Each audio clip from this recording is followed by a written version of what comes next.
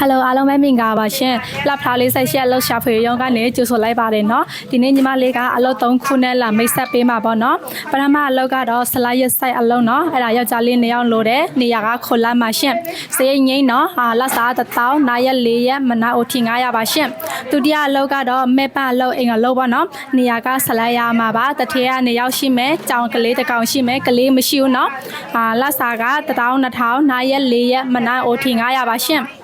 တတိယအလုပ်ကတော့မဲပန်းကလေးထိန်ပေါ့နော်အိမ်ဖော်လေးလို့ရမယ်ကလေးထိန်နည်းနည်းထိန်ရမယ်ပေါ့နော်ကိုယ့်အဓိကအလုပ်ကတော့အိမ်ဖော်လုပ်ပေါ့နော်ကလေးကတော့သူ့အဖေမေတွေမှာအားတဲ့အချိန်ကြရင်ကိုယ်တွေလိုက်ကြည့်ပေးရမှာပေါ့နော်နေရာကတော့နွန်ထပ်ပူရီမှာရှင်လက်စာက15000နာရက်4ရက်မနန်း OT 900ပါရှင်တထည့်2ယောက်ရှိမယ်ကလေး2ယောက်ရှိမယ်4နှစ်အရွယ်နဲ့9နှစ်အရွယ်နော်ကလေးကတော့ကိုတိတ်မကြည့်ရဘူးပေါ့နော်သူ့အဖေမေမှာအားတဲ့အချိန်မှာပဲကိုကလိုက်ကြည့်ပေးရမှာပေါ့နော်ဟုတ်ကဲ့ပါဒီအလုပ်3ခုကိုစိတ်ဝင်စားလဲဆိုရှင်လေရုံးမကူလူကိုယ်တိုင်လက်စမရမှာဖြစ်ပါရဲ့ရှင်ရုံးပေးရမရှိဘူးနော်ရုံးကနေတိုင်းဖွင့်နေရှင်ရုံးဖွင့်ချိန်က8နာရီကနေ